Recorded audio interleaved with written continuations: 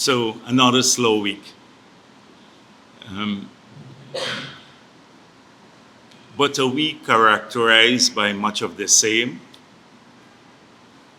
which is a deliberate attempt to divert the minds of our people from focusing on the things that matter in their lives.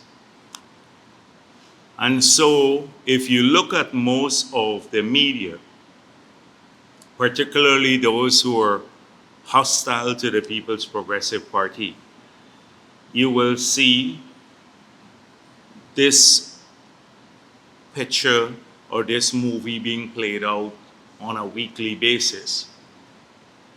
And the deliberate attempt to divert people from comparing how their lives have changed on the People's Progressive Party and how it's changing, even if we still have a lot of issues to address. And generically, philosophically, if you look at it from what took place in the 5 years of APNU's leadership, APNU and AFC leadership of the country, after making all the lofty promises that they did, after claiming that they were not corrupt, they were clean, and they had all the plans to change Guyana.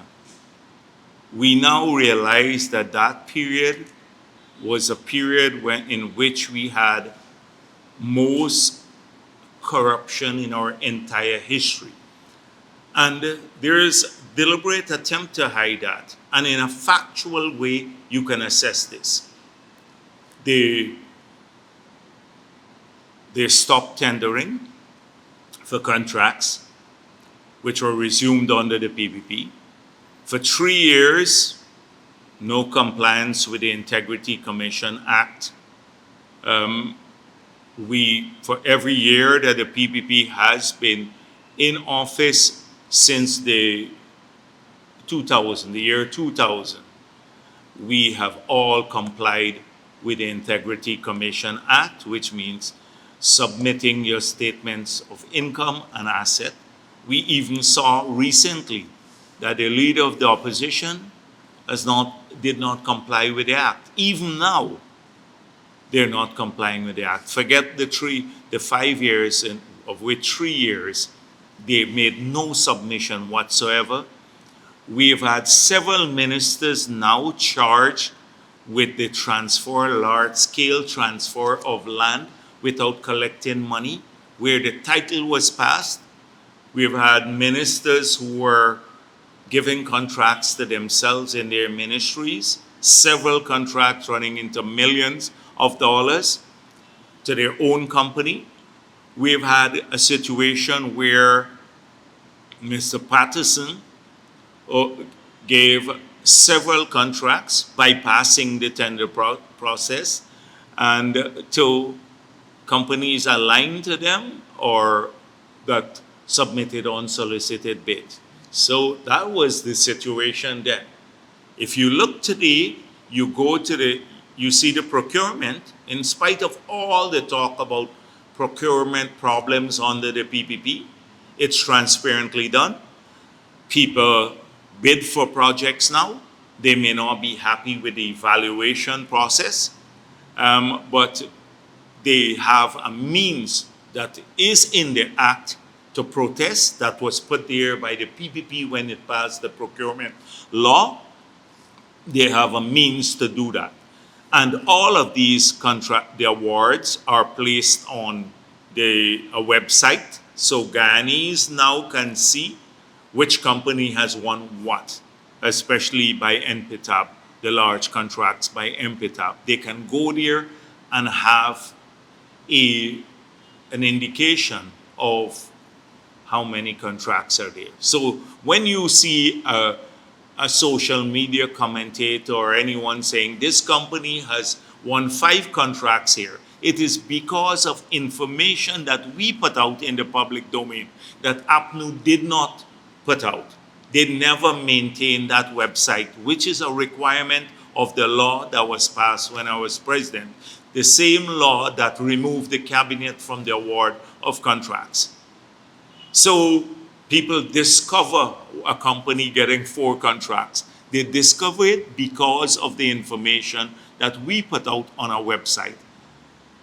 Because we have nothing to hide. Now, I'm not saying that there are no problems with the procurement system. You've heard us many times speak about this, about corruption in some areas. We recently embarked on a countrywide discussion on this matter. The Minister of Finance and I, we were in Essecubo, in Berbice, in Region 5, in different areas, talking to contractors and the regional authorities and laying the rules out that there must be full compliance with the Procurement Act. There was training done in some of these regions. We identified several companies that are linked to public officials and in some of these regions. And we made it clear to them that whilst they hold those positions, that they cannot bid in their own name. However, if we can't take away the right to work from their family too, once it has nothing to do with their ministry. We made that clear. We've tightened up the system enormously for small contractors that we wanted to help, and there are over 2,000 small contractors that have started under the PPP. Maybe about 500-600 of them that I know of are Afro-Guyanese companies that did not exist in 2020 when APNU was there. They're now working and getting contracts. We have moved to a race-based system. We have removed a feature that APNU put in the contracts. Normally, there would be a contingency fund. Under previous PPP governments, there would have been a contingency fund as part of the contract. Last year, we discovered that was changed under APNU, and they put a provisional sum in the contracts, and that provisional sum could have been used by the engineer at his discretion. So if there is a $60 million contract, a $600 million contract, say you have $60 million in a provisional sum that the engineer could use at his discretion. Under us, it used to be a contingency fund, and if you had to tap the contingency fund for escalation in the work or the variation, you had to seek the approval of the tendering authority before you could use the money from the contingency fund. That was changed. Last year, we discontinued it by circular. We just discovered it, that was a feature that they had introduced that we were not aware of. So there are lots of that. The attempt to clean up the system has been enormous. For those who want a more nuanced study and a technical analysis of the fight against corruption in the tendering, they will go to the facts, not the anecdote, not picking up one project here and say, oh, this is corruption under the PPP. Look at the scale of the project, the PSIP now, the Public Sector Investment Program. Look at a large number of projects. Look at how many are completed successfully, and look at the systems that we are observing and we've put in place. And then you would see a vast difference between the People's Progressive Party stewardship in contract award and management versus that of APNU. That's one. So a lot has changed. Secondly, the newspapers and the others, those are hostile to us, would want you to stay away from, philosophically again, the hopelessness of the 5 years. If you talk to an ordinary citizen or a businessman or a taxi driver in that period, they would say, oh, money is not in circulation. Taxes, the taxes had gone too high. They had put on nearly $100 billion of taxes over time.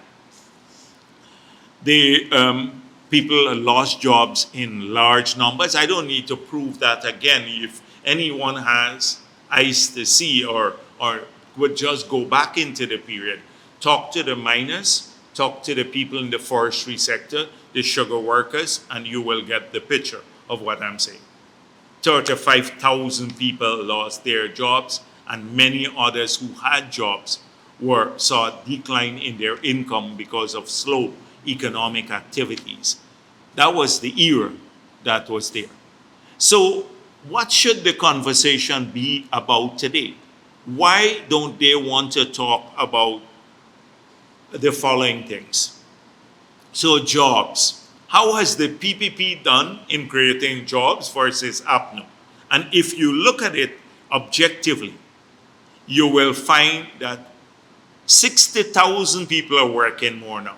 I can demonstrate, I've gone through crudely the numbers. I can go past that. I can demonstrate that in great detail.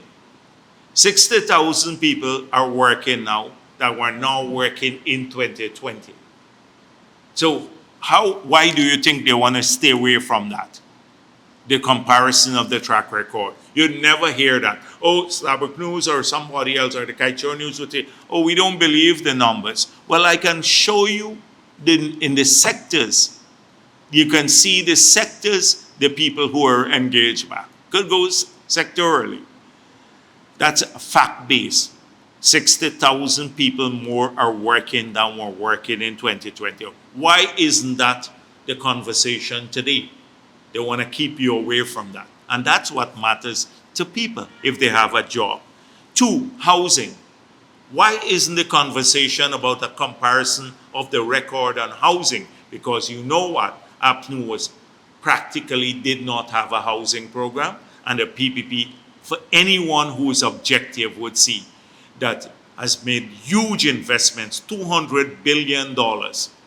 That's, if you take the $200 billion, that's like 2/3 of all the oil money in the budget this year for housing development alone. Big commitment. Anyone who is objective will see the 30-something thousand house lots, more and more people are getting their dreams fulfilled now. But a conversation in the newspapers will never be about that. They will want to sweep that under the carpet, so the Guyanese people will not do that comparison. Why isn't the conversation about healthcare? You look at the APNU period, talk to the doctors in Georgetown Hospital about the shortages, just in Georgetown Hospital, and how quickly it came about. No major development of any new infrastructure in the 5 years. We are now building 12 new hospitals that will transform the landscape of the country and rehabilitating all the others. Linden, Kokwani, Berbice, all of the others that are where they don't have new hospitals, they will be retrofitted. That should be the conversation about who is providing better health care. What about schools? What about education? If you had a conversation about that in Guyana today, 1,000 scholarship under APNU went to the ministers and their families mainly. 28,000 already studying now. 28,000 people studying on the goal alone, and another 22,000 through other programs. Why? What about university? 35% increase in university fees. Next year it's going to be free under the PPP, UG. Now this year we're writing off 18 billion of old student loans. Why isn't the conversation about education, tertiary education too? And we have moved the budget from $53 billion for the education sector to $135 billion in 4 years. 135, more than double, 160% increase in the budget. If you take out the part for tertiary education, it's $10 billion for that. So from about 50 billion to 125 billion for primary, nursery, and secondary. And that means schools, classroom improvement, teachers' wages too. Teachers' wages. I pointed this out in 2015, the teachers' wage bill was $15 billion. In this year, it's $40 billion. It's $40 billion. Why isn't the conversation about that?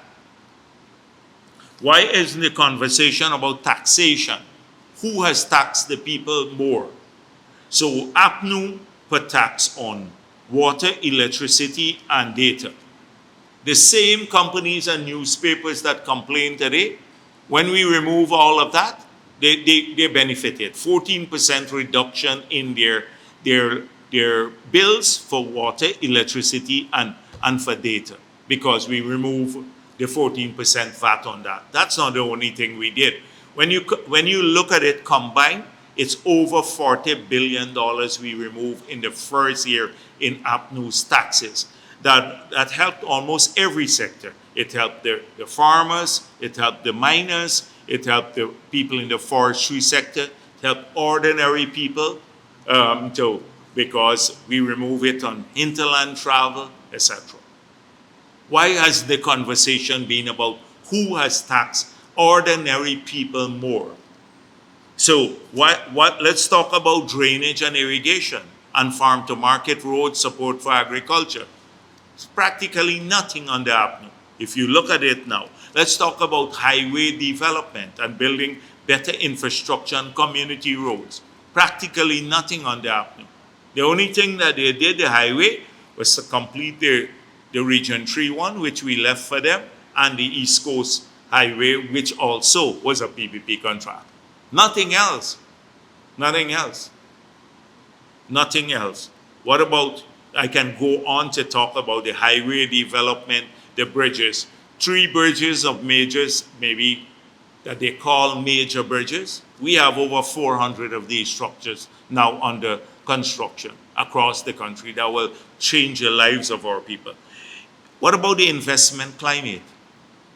In this investment climate alone, we had 7, 8, now 9 hotels that are going to be built, because the Hilton would be two hotels in the same stretch.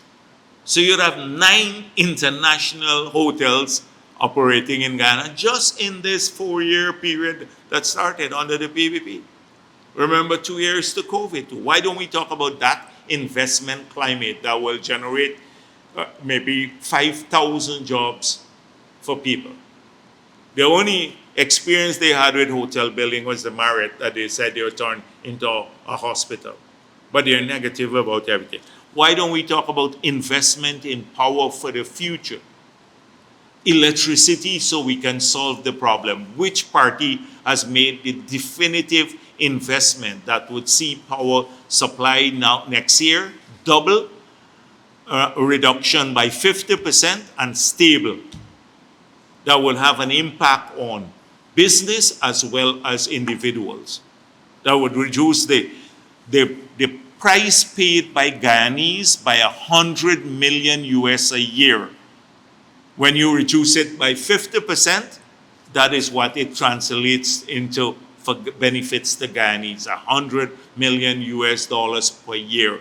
And we have made that investment. They didn't make any investment.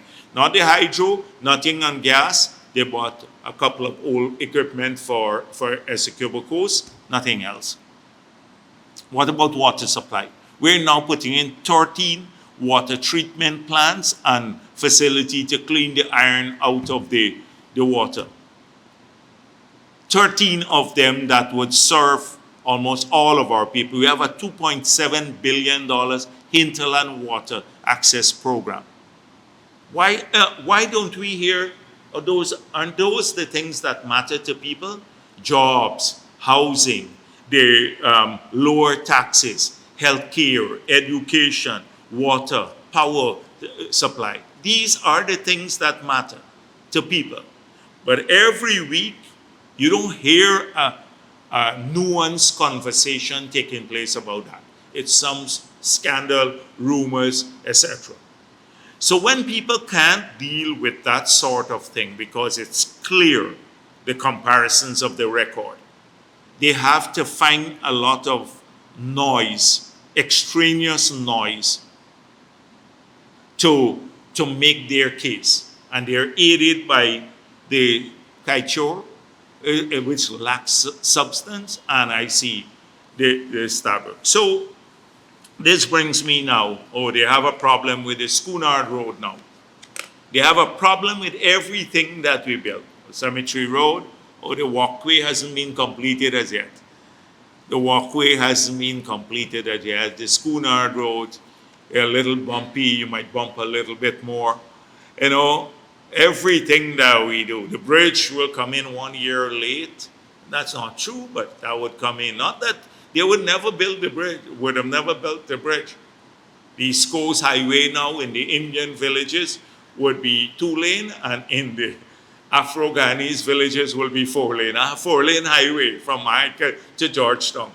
That is their comment on the public infrastructure. Similar to corruption everywhere. Without regard, this is how they're approaching it. So one time the toll was too high. AFC used to campaign in Berbice. We're killing the people in Berbice now. Now the president has announced once the bridges are completed, we will be not charging any toll on the bridges. Now it's too low. And we want to give a benefit to the people of this country. So what is even worse is this Starbucks editorial. Listen to this. And as I said before, I pay attention to this because these anonymous people here. Commissioning the expensive schooner to Crane 4-lane highway on Thursday, President Ali delivered a stunner. When completed, commuters over the new high-span Demerara River Bridge will not have to pay any tolls. The same would be the case for the Wismar Bridge under construction and the crossing of the Berbice Bridge, he said. So I thought everybody would embrace this. Governments work for people. It's not monkeys that will cross the bridge. It's our people, all right? So they would have big savings if they cross the bridge. They would all benefit, including Norton if he takes a trip across the Region 3 or goes across the bridge in Wismar. It's not anybody. If Ramjatan takes a trip across, he gets the Berbice Bridge, he wouldn't have to pay. I thought it's a great thing. That's what governments do. Governments work for people, and it's a good initiative if they could afford it. So no commuter currently would balk at it. First, the president's announcement aligns perfectly with the concerns raised by Dr. Bertrand Ramcharan in Tuesday's edition of this paper about the autocratic tendencies of this government. So the announcement of toll-free benefits to our people, the people of Ghana, all of them, regardless of their politics or anything else, is become a demonstration of the autocratic tendency of the government. So this is a new one for me. There had been no discussion whatsoever of this decision. It's not even been in the party's manifesto. So that's the first error that they make. There has been full discussions on all of these issues. And the reason we are going to concrete structures, the reason we could not build a fixed structure in the Berbice River at that time, because one, we didn't have the resources to do so, and our capability to borrow, given our APNU's debt, was limited. But we had to get that bridge built. because people were spending hours, sometimes days, at the ferry. People used to relate. They would take their relatives to the airport to fly to New York, and they would get in and go back home, and they would fly and reach New York, and they would still be at the bridge, at the crossing, waiting to cross. People, most people, and especially the young ones, don't know about the hardships there. It used to be long lines, and the price was similar to what was charged at the toll, almost the same price that was charged at the bridge, and it was built mainly through an innovative arrangement. It was one of the most lucrative investments for the NIS. NIS made a ton of money from that bridge because it invested in a lot of the preference shares that had a higher ranking and the subordinate debt. And they made a ton of money. The people in Berbice got a bridge. They didn't have to pay much more than what they were paying to cross with a vehicle, but they didn't have to wait. And we didn't have to go to the treasury. It was because of the innovation of the government. We could not do a fixed structure at that time, a causeway, like what Patterson wanted to do across the Demerara River, because if you had done a causeway anywhere, at Everton or there, it would have practically shut down the river forever. So we knew that towards the end of the life of this project, not that the pontoons are going to disappear, but they had a 20 years concession. Now we're in the 17th year of the concession, that you had to replace it. The feasibility study was done last week. I pointed out how comprehensive it was. And we're now moving to build a bridge there. So they used to complain about the tolls here. But what's wrong with giving people toll-free access? Every one of these bridges now will be 4-lane concrete structure. 2 are under construction. So the maintenance costs, this is a 75 years live bridge with little or no maintenance. You don't have moving parts anymore. So the cost of maintenance plummets. They make a point about who's going to pay for the maintenance of the bridge. You don't even have, it's toll free, you don't even have to put people there because people just drive across. Maybe they have stoplight or something to regulate the traffic to see it's done properly, but people just drive across.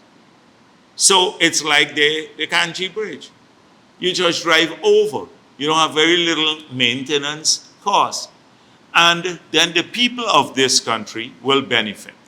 Just imagine if you want to develop Berbice now, and you have the Deepwater Harbor across there, and containers start landing there. You can't bring it back this way. Because under that bridge, you have weight restriction. The same thing like the floating bridge. You can't bring heavy trucks or anything across or containers. It's essential for the territorial integration of Guyana and also for the development of these regions that are populous. 5 and 6, 3 and 4 are the most populated areas. But the bulk of our population live in these areas. So what's wrong with giving toll-free? But it's dictatorship now. Ali is a dictator, autocratic. Ali announces toll-free thing, not taking away people's rights or freedom of speech or anything. He's saying, oh, you're going to have a benefit from the government. Once we finish these bridges, you're going to not have to pay toll. But he becomes autocratic now because he didn't consult with the NGOs. He didn't consult with the editor of Kaichor News or Stabroek News to announce this policy. He's autocratic, must consult with everyone. When the people elect you for 5 years, they expect you to fulfill your promises and to do things that benefit them. Not everything has to be in your manifesto. We've surpassed our manifesto a long time. We've surpassed our manifesto a long, long time. The other party didn't even look back at their manifesto. And so this has become autocratic. Um, and they repeat in the same editorial all the things we have given answers to already. They spoke about, oh, we took too much money out of the NRF. So we pointed out already that in Guyana's case, we've started saving. Norway did not save a cent for the first 25 years. They used Norway as the model for a country that has used oil money well. Norway did not save a cent for the first 25 years after it started producing oil. And it did, and it had a higher per capita income at the starting point. But they would use Norway as the model for managing resources, but make a stupid statement like this. In our case, we've already started saving, and not a word about how we have made transparent the entire receipt process for money from these oil companies, and also the spending process, because every cent has to be appropriated now. There's no direct charge on the NRF, so every cent has to be appropriated, which means open debate in the parliament as to how to use the resources. None of that has been mentioned here. Already the repetition of it. And then, oh, we're flush with oil money again. So, well, I dealt with that last week about how much, if we take all of the oil money, what it means. A single project, the gas to energy project, $2 billion, is more than all of the oil money in this year's budget. A single project. But it's crucial. It's crucial for the changing this country. And that's why we're doing it. And the budget, oil money is only 70% of the budget. So it says the toll-free across the bridge, the toll-free announcement, yokes future governments to this policy. Well, APNU, we had no taxation on medical supplies, on education materials, on VAT, on electricity, on water, on data, on hinterland travel. How did that not yoke APNU? When they came into office, they put a tax on all of these things. If a miracle happens and they get into office, it doesn't yoke them. They can charge toll on the bridges. Remember, Norton said they want to remove the subsidy from electricity so that you have higher electricity bills. So they can, how stupid is this in an editorial? How stupid? Who would make an assertion like this? What yokes them? What binds them to that? It's a stupid thing.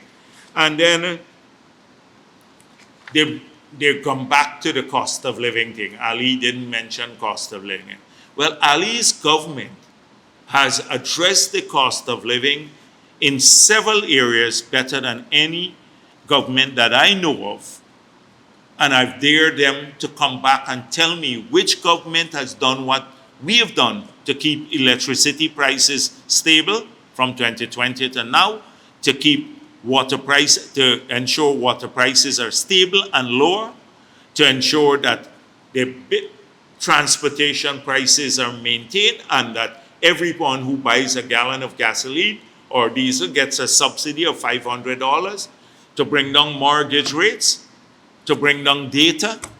These are the 5 components that are huge in your cost of living too. I acknowledge food prices move sometimes, but I also said any government will tell you, or any NGO that anyone can control that, it would be lying to you. You can't control the supply of vegetables to the market. Because if the vegetable are scarce, the prices would go up. If it's abundant, it would go up. If you have more middlemen, as we're finding now, if you have more middlemen, then the price goes up. Because the price that the farmers get are a fraction of what the prices are in the market. Because you have 2-3 middlemen who buy the products. produce and sell them. But so they went back to this. Suddenly, from toll to bridges, they can deal with autocracy of Ali. He becomes a dictator because he announces toll-free travel across these bridges. They talk about it's an unwise how he would yoke the opposition by doing this, which is nonsense. They talk about the NRF, raiding the NRF, which is not true. And then they repeat the whole thing about the cost of living without saying the billions of dollars that this government has invested, that the opposition says we shouldn't do because they want to remove subsidy. Not in one editorial, you can have all of this. But again, not a single word about the things I mentioned before. The jobs, the education, investments, scholarships, healthcare, housing, water supply, all of that, roads for people. None of that, the conversation is not about that. It's about taking one editorial and trying to smear the government across the board on everything. This is becoming, that's why I'm saying, it's a standard playbook. The standard playbook every week for these newspapers, etc. And then they go, as I said before, they keep going around to look at this. Now, there are lots of things I have to talk about APNU this week, but let me say I find myself agreeing with them on one thing. It's a rare occasion. It's a rare occasion, but I think for the first time they've actually made sense. And they said government should focus energy on fixing math problems rather than surveying schools with pit latrines. I think this was a direct hit at Nigel Hughes from the PNC repeating what we said a couple of weeks ago about his focus on pit latrines. He didn't discover the new school at Quebana or the one at Hosoro causing $2 billion that is more than the entire capital budget for 4 regions for all the sectors in a single year by APNU. One school, bigger than the capital budget for 4 regions across health, education, everything else. He didn't discover that. He discovered a pit latrine in a school. And then I think it was a criticism of the ministry, and I want to add my voice to it too. They basically ran around to do a survey of pit latrines, fell into the stupid thing about trying to please these people and responding to pit latrines. We have a bigger mission here, and I agree with the PNC on this one, that it is improving education. And look at what we're doing in bulk. Eventually, everyone would have flush toilets in the school in the hinterland too. And we'll be able to do it for everyone. But we're still going there. We've just started producing oil. Everyone believes that 29,000 Guyana dollars a month, that's all the oil money for Guyanese citizens. Anyone who believes that that makes you rich needs to get his head examined. Glenn Lal too, included. He's a major one. So we're on the way there. So this is one thing that I actually agree with them on, that Nigel Hughes, he flies in, he found the pit latrine here, went into the pit latrine, said, oh, I should have flush toilet here in the hinterland. So that's what his discovery. I think it was a direct hit at him basically by APNU. And I think this is in retaliation for what they're telling people on the ground about the PNC.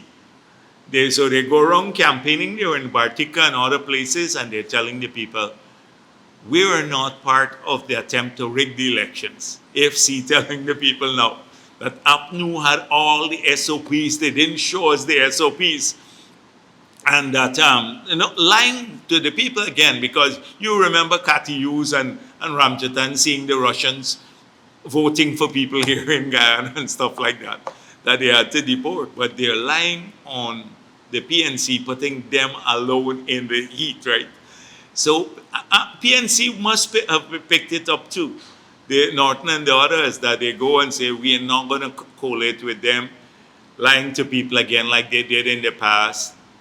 And then that we believe. So someone should ask them at their press conference, if any of you will go, if they stand by the rigging, that it was the PPP who rigged the 2020 elections. It should be an interesting thing. It should be an interesting. So I think that was PNC. But you remember I said that the PNC is going around, walking around, circulating some flyers, and that the flyers are really sad. I could help them even produce better flyers. So these are the ones. They've had this a couple of years. They're going around the country.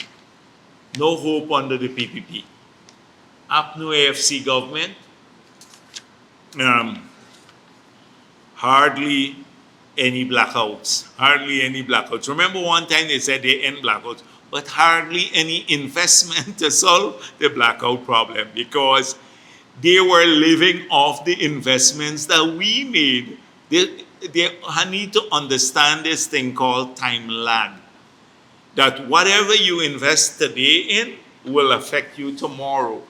So if we put in place investments, like we bought new power plants, a couple of new power plants, it ran their life. The old ones we had there, they didn't put in anything new. So the old ones are collapsing on us. And that's what we are trying to address. But we are fixing it definitively.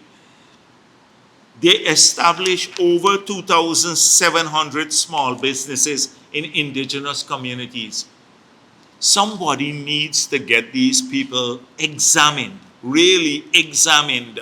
If you say they distributed over 15,000 titles and 5,000 house lots and stuff like that, bunch of lies. They make up these things, and of course they have my name in it too, in their flyer. I don't know why they gotta put my name in their flyer. Every flyer they got down there. Stupid flyers. And then they came out with something in the Kaichor News. I thought this was a dance they announcing. Look at this. This looks like this is their new putting all money in the hands of people. So to make UG tuition free. I thought we were doing that next year. This is what they're going to do. To apply in applied research to solve hard problems. This is what they put. BPP, PNC, APNU in government will invest more billions yearly in applied research to solve hard problems. The biggest problem we got is rigging elections. How do you research rigging elections? It's like I don't understand who writes these things for them. And so I heard Holder went and read out a number of roads they want to do and stuff. A lot of these are already, we're doing them. So he said, we want to connect Linden to New Amsterdam. That's part of the Deepwater project we are speaking about, and the connection to Brazil through multiple links, road, rail, electricity grid, all of that. It's part of a bigger vision to make Guyana a major entry point into northern Brazil and to provide access out of northern Brazil into the Atlantic. And we're discussing this even with President Lula, where it started even when I was president, and we're forwarding it. He takes out a little piece. We connect New Amsterdam to Linden. You know, it's the dog whistle again. New Amsterdam is our stronghold, Linden, so it takes that little bit. That's what they're going to do, how they're going to connect that. Now, you may have 10 people using, or maybe say 1,000 people using that road, but they're opposed to building a road going to Diamond, We're spending too much on infrastructure. How many people live in Diamond coming out into the city on the East Bank, including people from Mako? And they're opposed to us building the road from Mahaika to Georgetown, or the Schooner Road from Crane to the bridge, bypassing the traffic jam at Freedom Hoop. They're opposed to all of that, too much money on infrastructure. But they will build a road from Linden to New Amsterdam. How many people would use that road on a daily basis? You just tell me. That's their priority. So every week they go with these mediocre things. It's like somebody sends them an idea. You know, people say we are like a party that is rigidly controlled. But people don't make a promise unless they clear it with the leadership. And I told you in the manifesto, personally, we went through every promise we made. I had to vet it as General Secretary and a leader of the opposition. Every promise we made, because we had an intention to fulfill them. They got Holder making a promise. Holder was working with a gold dealer recently. He had no experience whatsoever, announcing promises like wildly all around the place. But you know why people don't take it seriously? Because they know whatever they announce, they're not going to do. They don't have a proven track record of doing it. But if you see this now, would you think it's like a dance fete that you're going to? That this is their announcement. This is a fete in like the Kaichor News, trying to help them. And Starbuck News says main opposition unveils sustainable road network plan. Sustainable road network plan. I don't know if they costed it, how much it cost, nothing. Where is the feasibility study now for these roads? But it's sustainable road network plan. Oh, the president's speech suggests that the PPP election campaign has begun under the guise of state contracts. Now, if we do something, we must not take the credit for it. We must say, APNU told us to do this. So APNU, everything we do now, they said they had a plan for that too, right? So we must say, oh, we want to give credit to APNU for inspiring us to do this. That is what? It's nonsense. They had no plan whatsoever. They can't even now unveil a plan. But we must not take credit for the progress in the country, although they're done under the stewardship of the PPP, because that must be campaigning. So what a political party is going to campaign on if not fulfilling their promises or improving people's lives? That is what you campaign on. But they have a big problem with it. Big, huge problem with it. Ali goes to campaign under all of these things.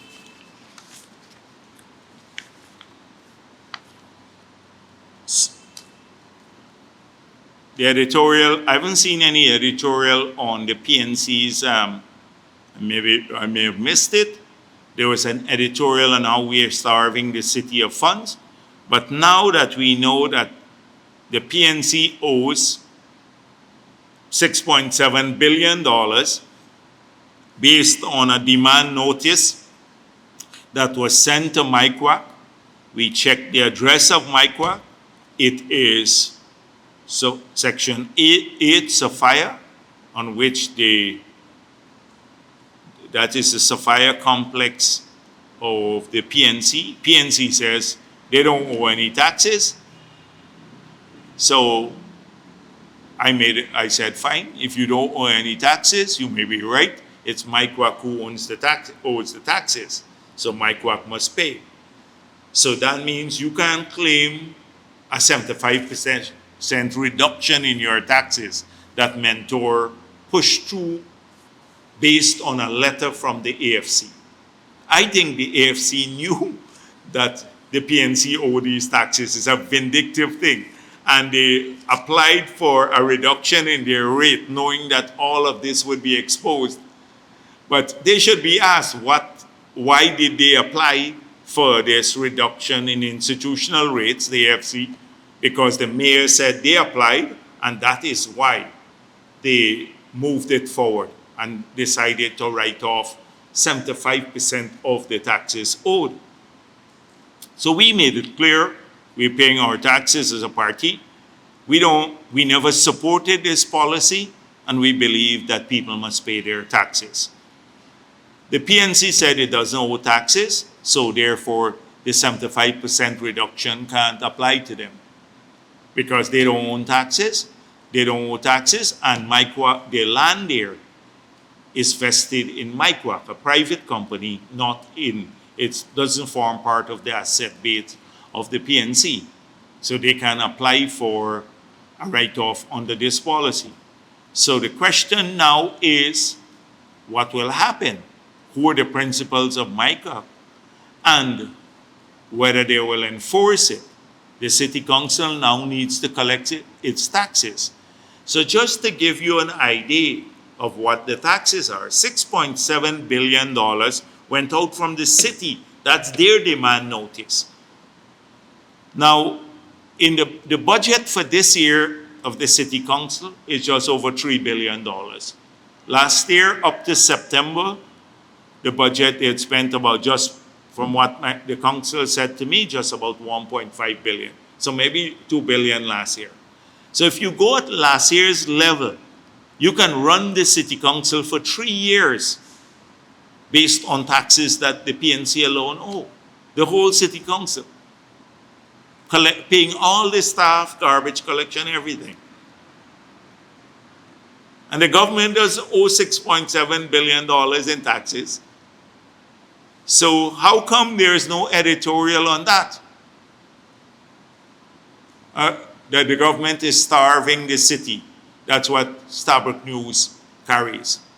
And gives wings to mentors' lies and the PNC lies. So the fact of the matter is that every road in the city has been done by the government, which is a municipal responsibility. We were in North Georgetown, Kingston, Alberton, Queenstown, Kitty. Now, President went to Campbellville. We're doing the roads there.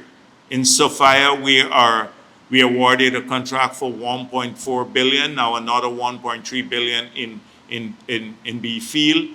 We have built roads in West La Penitence, All Boys Town, Charlestown, West Romville, East Romville, Alexander Village. We're moved in Rassville, all of these areas, and now we are going into Lodge and many of the other areas. Almost every road in the city is built by the government. So we don't even, if you discount that, that's a municipal responsibility, not central government, but we've taken that over. Every stoplight in this city we have put in place. We have built the dump site, moved it out of the city. We're now dealing with drainage. All the pumps that we're installing at Lilendal, the massive new pump with double the capacity that would drain South Georgetown faster, is being funded by the central government. I can go down a long list of things that we're doing in the city. They don't calculate all of that. But we are starving the city of funds. But as our councillors pointed out, and they're doing a good job, and I must acknowledge that, they're exposing the excesses there and the corruption at the city council. And I hope more people will look into their programs, because they pointed out that there's no accountability for the funds until now. Absolutely none. For funds transferred to them or rates and taxes. And so I'm hoping that this issue doesn't get swept under the carpet, because this is one that brings the PNC and the AFC in the spotlight, and it tells you about how they deal with institutions. They don't even believe, they operate with impunity and arrogance. Oh, we don't need to pay to the city council. How come the PP every year pays its rates and taxes? They don't believe in those things, because we're PNC or AFC. It's the impunity, the same impunity that has led them to rig elections, the same sort of thing. But of course, that would not warrant. 3 years you can run the city council on this money, but that wouldn't warrant an editorial. But government is starving people for funds.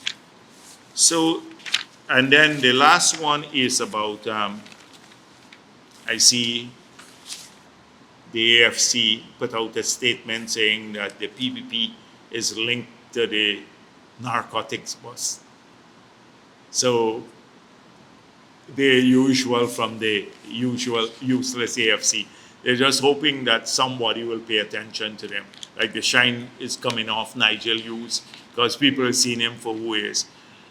Their leader, Nigel Hughes, has been the lawyer of choice for the drug dealers. And that has been historically known. Anybody who looks around, go back into our history and see how many offenders were, and serious offenders were defended by Nigel Hughes, and you would see he outranks every other lawyer in the country and maybe combined. He was the lawyer of choice for the drug dealers. And for them to talk about this, and including Patterson, you know what happened. If it's still murky how a family member, a close family member, went smuggled cocaine through our airport into Caribbean territory. But all they put in their statement, it's PPP and relatives or some relatives of PPP people. If that had happened to one member of our family, like a brother or something like that, every day we wouldn't have been able to live it down. They just passed it off like that. You just Google yourself. This is the kind of the nastiness, the duplicity of the AFC, as though we don't remember things. So don't pay too much attention to them. They felt they had to say something, so blame the PPP. Not to. Instead, they should be happy that this actually took place, that we had a massive narcotics bust, and that we're protecting. Our law enforcement agencies are doing a good job protecting people in the country.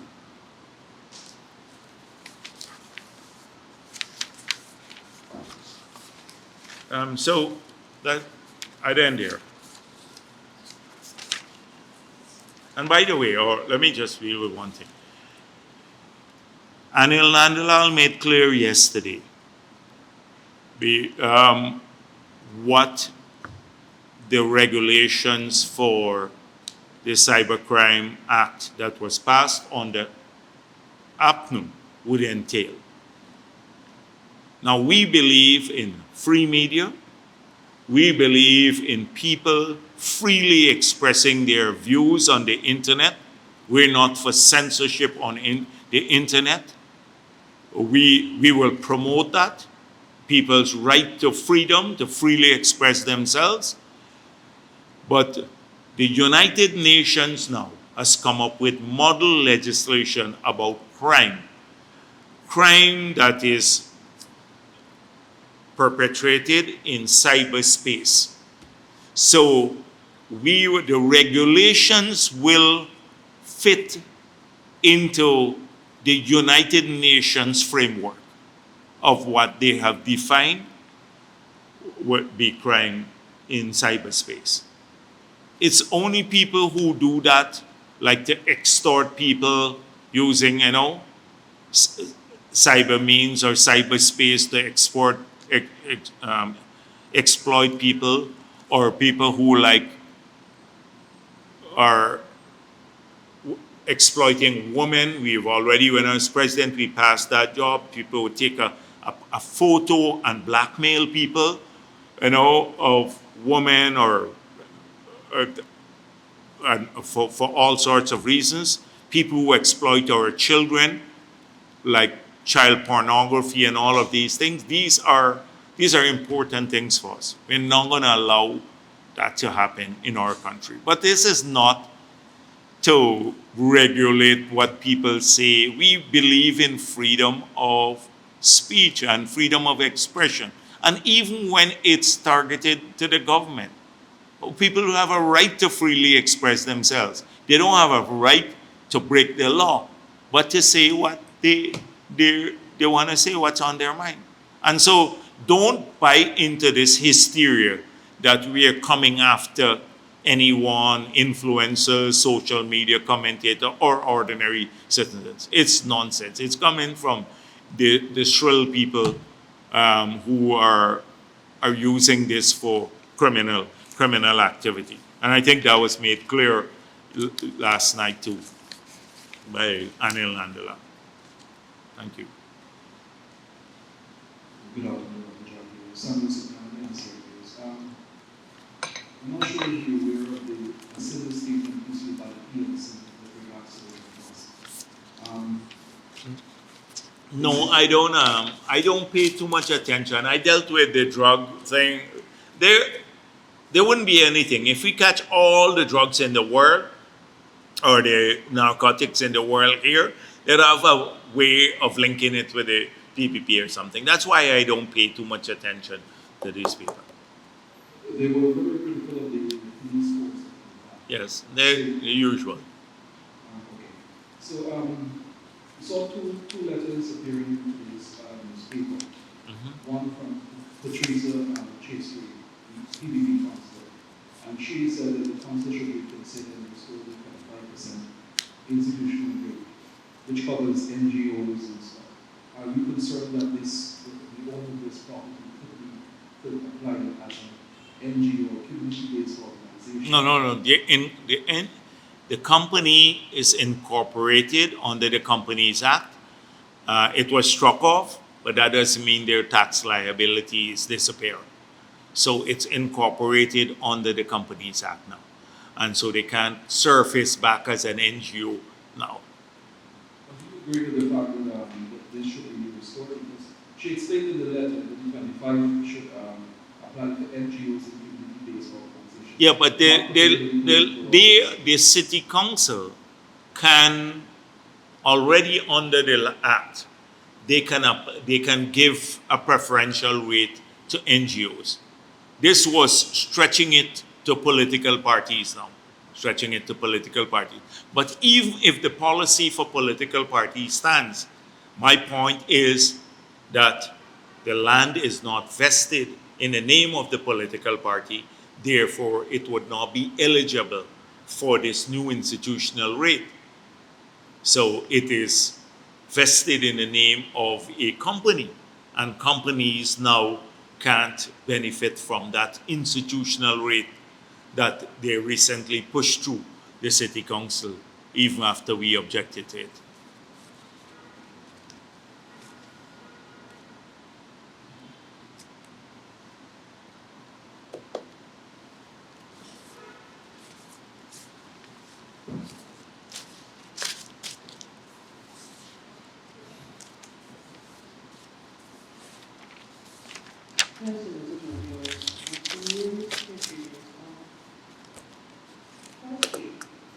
The DPs were collaborated with the local law enforcement to facilitate the recent drug busts. The question is, has the U.S. ever reached out with a similar arrangement to address issues in the gold sector, the mining sector in general, and also the oil and gas sector?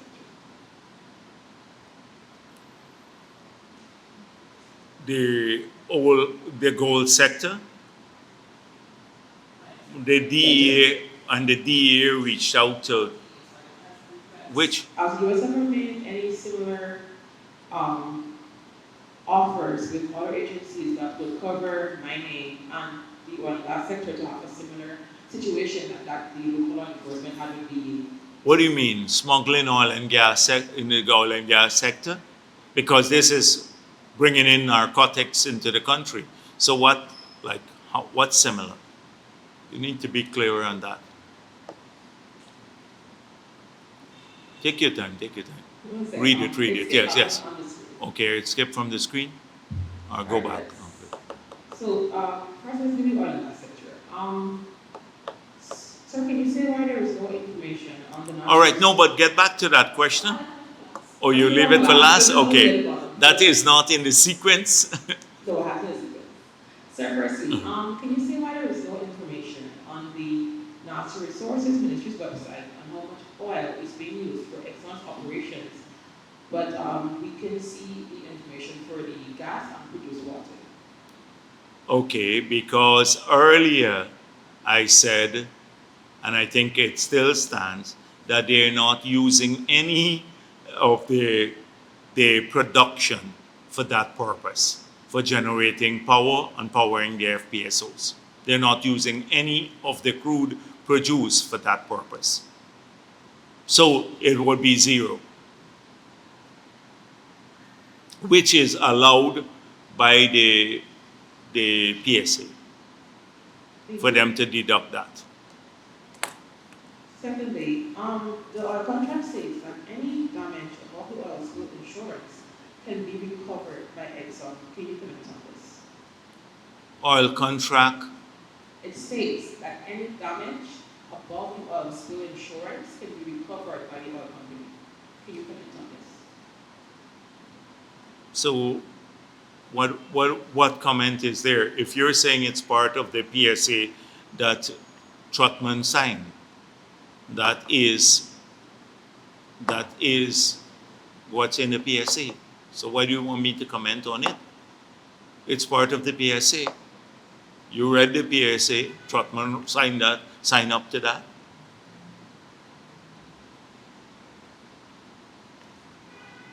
Thirdly, the 20% of the stubble block that is to be relinquished next month by Exxon, do you envision that these are prime areas within the block? Well, I don't know how I'd envisage what's prime area because I can't see below the surface. And the prime area is what assume that if you take it to the logical end is the area that has oil. And so since we don't have that vision to see under the sea, you need seismic for that. How would I know what's prime area or not? It could be an area that looks like open water just like that. This is all open water out there. But it could be prime and next door could be mediocre. So that is something that we can't tell. I can't answer definitively because I don't know. No, it would be impossible to know what's prime or not until you have seismic. But I would assume, think about it, if you're a company and you know this area is prime, you have to relinquish 20%. Will you relinquish the prime area? It's not logical. Sometimes you have to think logically too. I know that's a rarity with Glenn Lau, but yes, go ahead. Sir, you have successfully funded the award of the contract to the one-year company Fulcrum to monetize Ghana's gas resources despite concerns about the firm's experience. There has been some information coming to light now that the other bidders for the contract would have had more experience, but they weren't considered. Are you still standing by the award of this contract to Fulcrum? So again, we're in full maligning mode. So I saw a lot of people, and Starbuck News has weighed in on it, Jagdeo, Fulcrum, the decision, etc. This has happened many times before. It happened with Marriott, it happened with the airport, etc. Last week, you yourself asked me if I have shares in Fulcrum now. I've gone from...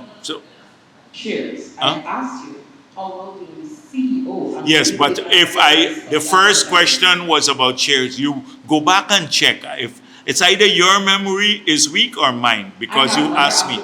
All right, well then check it. But you told me also that you saw Sue one time at a function and you didn't see him, right? So you remember that. So I think your memory might be a little shallower than mine. But let's not deal with that. Let's deal with the question. All right, okay. Yes, and you're not that old, and you're still shallow. Anyhow, right. So, so let's deal with this fulcrum. There was a bid process that went out. Several companies made submissions. The government of Ghana, the Ministry of Natural Resources, put in place a technical evaluation team. The technical evaluation team completed their work, and there was a submission to the cabinet by ranking all of the companies. That was taken by the Minister of Natural Resources. A couple days ago, I asked him, did you know that this guy, Jesus, was part of the bid? And he said, no. And personally, I did not know too until after the award was made and I saw him at one of the meetings. So that's very clear. It was not individual based. So we asked the evaluators which came out in the public domain. Were you aware he was part of the bid and he was working for ExxonMobil? And they were aware of this, but they evaluated not just experience, is the proposal that you have. This is the mediocre kind of approach that people sometimes in the newspapers take. So first of all, you evaluate a proposal. You ask for a proposal. What are the elements of this proposal? You don't know. You just latch on to one thing, experience. But the experience is not necessarily in the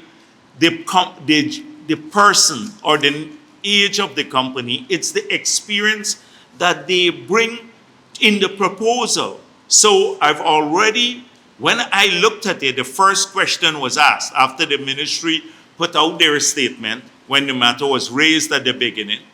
I looked into this matter and I said, here are the companies associated with the bid that the evaluators looked at.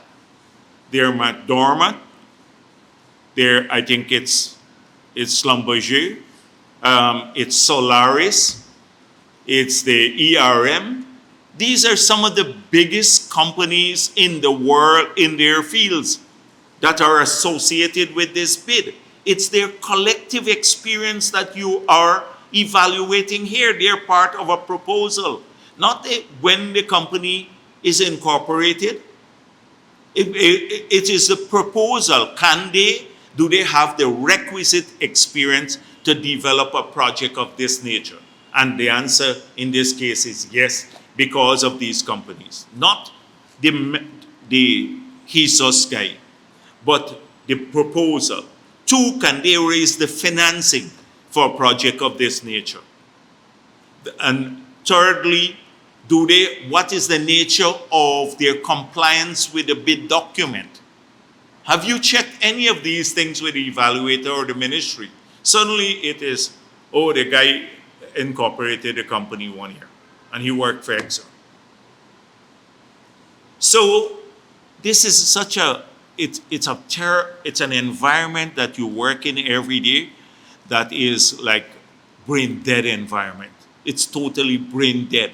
People write definitively without looking at understanding that when you go through a bid proposal, you're evaluating the bid, not just the individual. It is the bid, the compliance with the bid document, the collective capability, their ability to raise funds, everything. And that's how and I have great faith in the evaluators. And we did not interfere with the evaluation. They probably wanted a politician to go and say, you give it to this one. That's not happening under the PP. It may happen under Patterson. But these were technically evaluated, went to the cabinet, and the minister took it to the cabinet, evaluated it. I saw the guy there, and then I said, I know this man. And then I realized that we had a very contentious engagement when he was with Exxon over the gas price. And so it's unfair to malign companies and investors and everyone else. If we had given the Chinese company first, ranked them, they were ranked number 2. You want to bet you here suddenly, oh, we're in the bed with China. We threw out an American company. But clearly this company had the best proposal that they submitted. It is the proposal, the compliance with the bid document, which goes beyond year of incorporation. It's such a messy situation when you have to deal with people who don't understand basics. And that is what every week we have to deal with. Yes, please. The U.S. Drug Enforcement Agency has cooperated with local law enforcement agencies to facilitate recent drug laws. Oh, this is the same one? Can you say if the U.S. or any other country has offered any support for the management of the oil and gas sector? And additionally, don't you think it's time we have experts to help us in the management of the gold sector as well? Okay, so I don't think there are U.S. companies involved here. Exxon Mobil is a U.S. company. And the management of the oil sector, I think, should be, the key decisions should be made by Guyanese, not foreigners, to look out for our national interests. The United States has made it clear they look out for the interests of their people. You hear both camps in the US talk about America first, both Biden and, not Biden, Kamala Harris and Mr. Trump. And they both say America first. I'm hoping you're not suggesting that we also have an America first policy here. We must have a Guyana first policy, our people. And absolutely no regret or any worry about saying that openly. We look out for our people first and our country first. That's what we are elected to do. And so we have great relationship with the US. They have massive amounts of investment here. All of these franchise from the US, the Hilton, the Marriott franchise, the Starbucks, they're making a lot of fees from these franchises. So, and all of the other, the Popeyes and everything else, they make a lot of money from investing here too, people. So, and it's an open market, and they come in, they work, and they invest, and we're happy about that. We're open to investments from any part of the world. But we're not going to hand over the management of the oil and gas sector to another country. AFNU can do that. AFC, in fact, they did that. They got Exxon to write the cabinet decision to approve the 2016 contract. And you have the document that shows that says that they got that. We're not doing that at all. So, and on the gold mining sector and the gold sector too, you'll recall we've still asked for information from the US government about the gold smuggling, right? Because we don't have that information. And we have asked for the US government to share that information. We have not received it as yet. We have not received it as yet. And you should ask the Attorney General where it is at this point in time, but they have not received it as yet. Yes. Yes, Kim. Good afternoon. Tim King for Rogers. I would like to bring us back to the Fulcrum discussion for this moment. The contract that was awarded to Fulcrum, was that for the company to engage in talks with the ministry's technical team and Exxon, or does the contract award include execution of the project? So they have not been, there is no project at this stage. Let me make that clear. So there is no project to monetize the gas at this stage. There is the desire of the government to monetize the gas. We've expressed that desire publicly at several fora for the past several years now.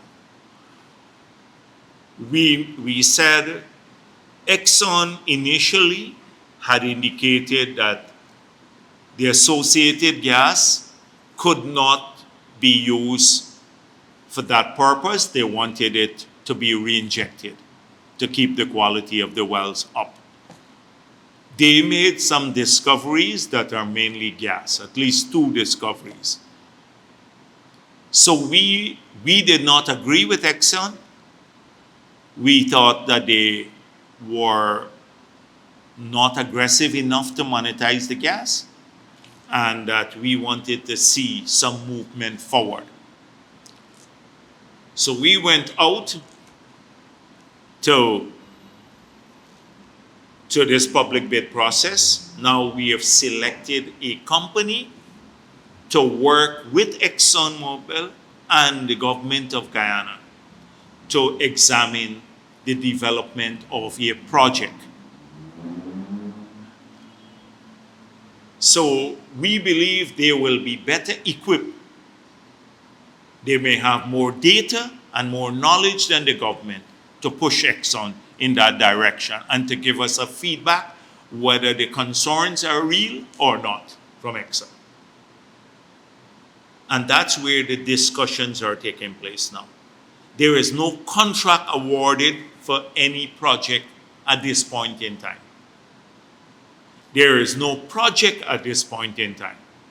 There is the exploration of how we move to a project to monetize the gas by looking at several options on the demand side, the cost side. And then we believe that if you do get to a project stage, that not all of this should come to cost oil, that some of it can be privately financed so that you have greater benefits flowing to Guyana. So that's where we are at this stage. So right now, there is no project to monetize the oil and gas. So Fulcrum doesn't have a contract for a project. There's no project. They just have been ranked, they were ranked number 1 to work with ExxonMobil and the government of Guyana to develop a project. And we're not even sure that will happen. They're happening right now. These talks are taking place, and you should follow up with the minister a bit more about the discussion and the talks. But so it's again misleading. I think that Fulcrum has been awarded some big contract.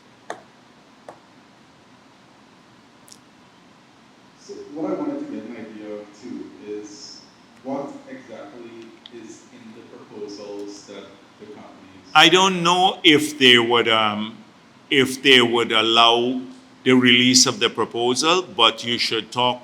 The ministry could probably give you a great idea about, because when they showed me the differences, it's major differences between the proposals that came in. Some people did a lot of work on submitting proper proposals. So I don't know, you should ask them, because I don't think you can make public people's proposals just like that, but maybe the company might be inclined to do so themselves.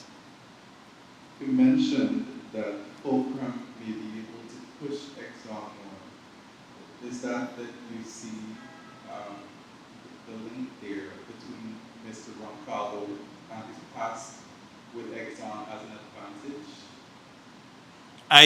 I don't know that was a consideration when the bid took place, when the evaluators looked at it. As I said before, they evaluated the best proposal.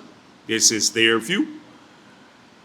But I don't think that it would hurt, because if he had information on the reserves there, and he was working for the company, he may have information that makes this, that would cause the other party to think twice should they try to keep it away from us. That is Exxon. Thank you. For one now, could you see, are you in budget preparations right now for 2025? They're all, yes, budget preparations start around August or so. So generally people start submitting very soon their proposals. Okay, I wanted to pick your brain too. So in the mid-year report, it stated that the government expects more export value and more revenues to come from the oil sector because of the increase in production. It has revised up all its numbers. And one consequence of this is an increase in the rates of cost recovery. So more than 18 billion US is expected to come from oil this year. Of course, that's split between Kobe's and the government. And 75% of that, which would go to cost recovery, is about $14 billion. And with increases in oil production every year, that rate of cost recovery is increasing. So it looks like the rate of cost recovery now is exceeding the rate of investment by ExxonMobil. Would you consider that's a fair assessment? So everything is determined by the formula, which is 75% for cost recovery. What is in the cost bank? So these are two things. So every year you get added, every new project that has been approved, it gets added to the cost bank. And the 75% applies to it. We worked out a detailed formula, and I brought it here, showing, because it's a moving figure. If the price of oil goes up slightly, you can then recover, you can faster. That is the cost bank. You can amortize the cost bank faster. If it comes down slightly, it slows down the pace of amortization of the cost bank. Secondly, if you increase production, it also could speed up the amortization of the cost bank. So it keeps moving all the time, because prices move everything, and sometimes by shipment. But the inexorable trend or tendency is that the revenue in the future will grow significantly, because we're accelerating the amortization of the cost bank. So that's my answer to you. Without getting into the numbers, because that changes based on the variables that I mentioned. Okay, thank you. So the reason I pose that is because one of the criticisms you might hear is that as Exxon adds a new contract, this pushes back the Yes, cost. but that's what I said. So every time we add, so we have approved X amount, 6 projects, right? And also the pipeliners on that project. So that's, say, the 7th. They are going to apply for another one. So, but I think the acceleration of the amortization is taking place because of we're operating now, the price of oil is much higher today than it was when the numbers were done. The original numbers were done. as to the length of time it will take to amortize fully the cost back. But since also we have been adding, we've been adding to the cost back the new projects. The conclusion that I come to with this is that if Exxon and its partners are now recovering more in a year than they're investing, So then- they're getting back their money that they put back. Yeah, so if the amortization is happening at a faster rate, then the addition of new projects no longer pushes back the cost recovery period. No, but it can't be that straightforward. It's based on a number of variables. So that's why I'm giving you the framework with every variable that affects the rate of amortization. So the few variables, one, it's the volume of money to amortize, and two, the price of oil and the volume produced. And when the formula is applied to that, in that equation, that will determine the pace of amortization. So I don't want to, because every day the number changes. Is there anything else? All right. Thank you very much.